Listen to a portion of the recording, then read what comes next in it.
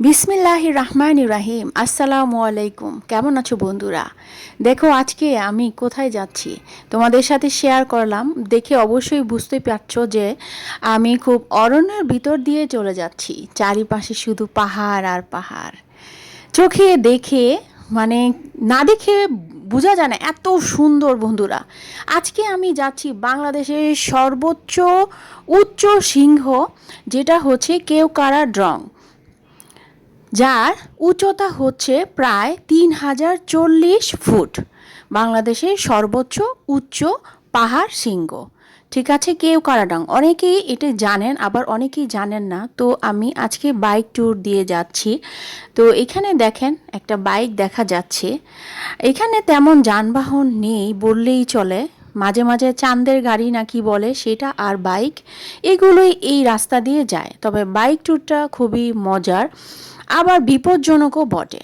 তো খুবই সাবধানে আপনারা যদি কেউ যান, কারণ দেখা যায় এখানে কিছুক্ষণ পর পর বৃষ্টি হয়, আবার হচ্ছে রাস্তা আঁকা বাঁকা, তো দুর্ঘটনা হওয়ার সম্ভাবনা থাকে। একটু সতর্কভাবে গাড়ি চালাতে হবে অবশ্যই।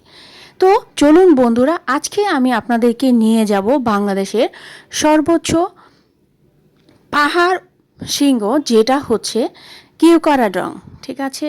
অনেকে জানেন, আবার অনেকে গিয়েছেন, তবে নিজের চোখে না দেখলে আসলে ভাষায় প্রকাশ করা যায় না। এত সুন্দর, এত সুন্দর নেচার তো আমাদেরকে অবশ্যই টানে। সবুজের দিকে তাকালে চোখের জ্যোতি বাড়ে, আমাদের হাদিসের কথা। তো সবুজ যেখানে গেলে আপনাদের মন প্রাণ প্রশান্ত হয়ে যাবে, মন ভালো হয়ে যাবে, এরকমই একটা জায়গা। এটি হচ্ছে রাঙ্গামাটির থেকে আরও অনেক দূরে কেওক্রাডং, বাংলাদেশের সর্বোচ্চ পাহাড় শৃঙ্গ।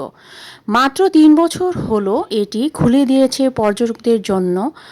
আগে এটি যাওয়া নিষেধ ছিল। দেখুন বন্ধুরা, পাহাড় দেখা যাচ্ছে, কত সুন্দর নীল নীল পাহাড়। আশেপাশে শুধু পাহাড় আর পাহাড়, মাঝখান দিয়ে ছোট একটা রাস্তা, মানে খুবই সুন্দর, সবুজ আর সবুজ, খুব ভালো লাগে বন্ধুরা। এত সুন্দর পরিবেশ দেখে আমার মনটা তো একদম কবি হয়ে গিয়েছে। পাহাড়ের নীরবতা শেখায় শান্ত থাকার এক ধরনের শক্তি। সবুজ গাছের ছায়ায় মনটা যেন প্রশান্তির আশ্রয় খুঁজে পায়।